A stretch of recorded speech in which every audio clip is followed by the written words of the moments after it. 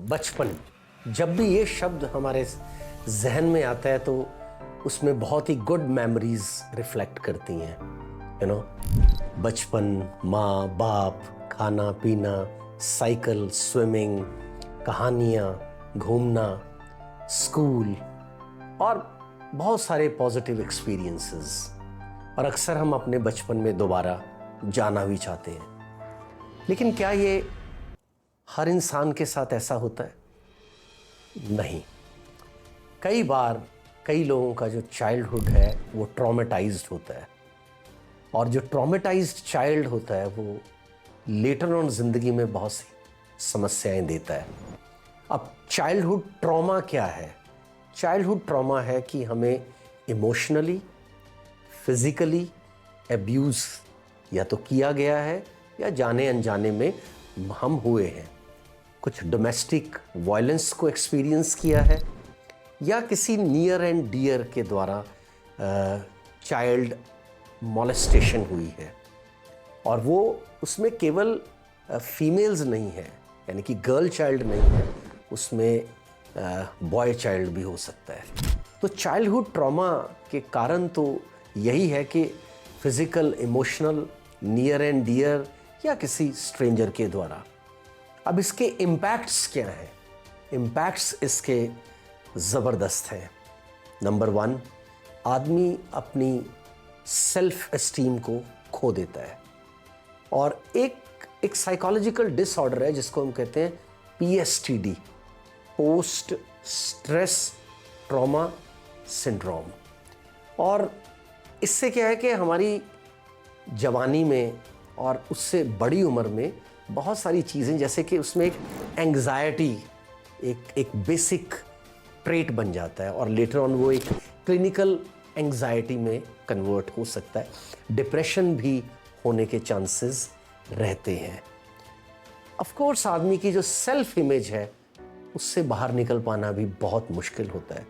तो overall lack of confidence, low self esteem, inferiority complexes, anxiety, और depressive thoughts, negativity, ये सब चीज़ें उस बच्चे की ज़िंदगी में आ जाती हैं।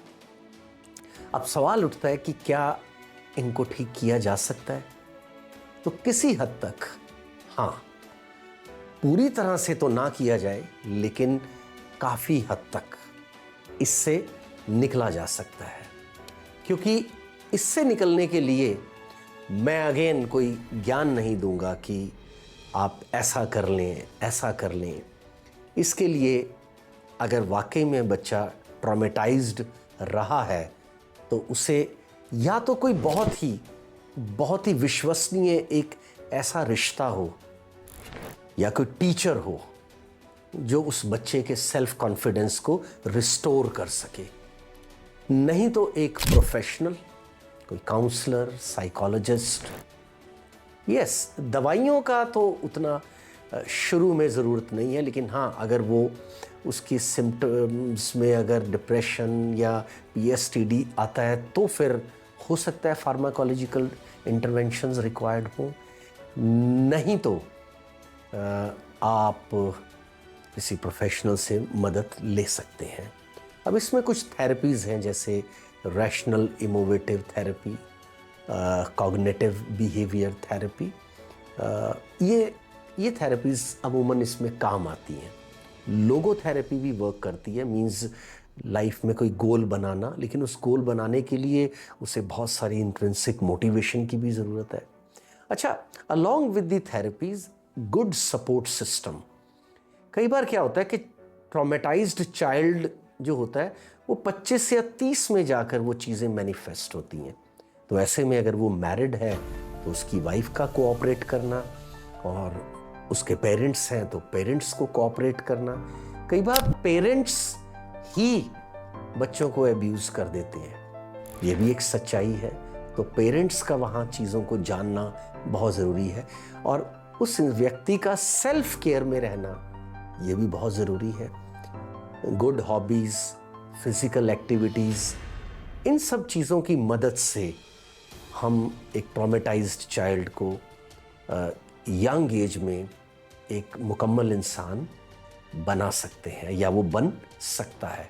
हाँ, कई बार हम चीज़ों को मिस इंटरप्रेट भी करते हैं कि पेरेंट्स ने डांट दिया तो वो ट्रॉमा हो गया, या कभी पीट दिया तो वो ट्रॉमा हो गया, या टीचर्स के द्वारा डांट फटकार हो गई। नो, ट्रॉमा मीन्स एक एक्सट्रीम सिचुएशन जिसमें जो बच्चा है उसे समझ ही नहीं आता कि मैं जीऊंगा या मैं मरूंगा, होगा क्या मेरा, ब्लैंक, सफोकेटेड।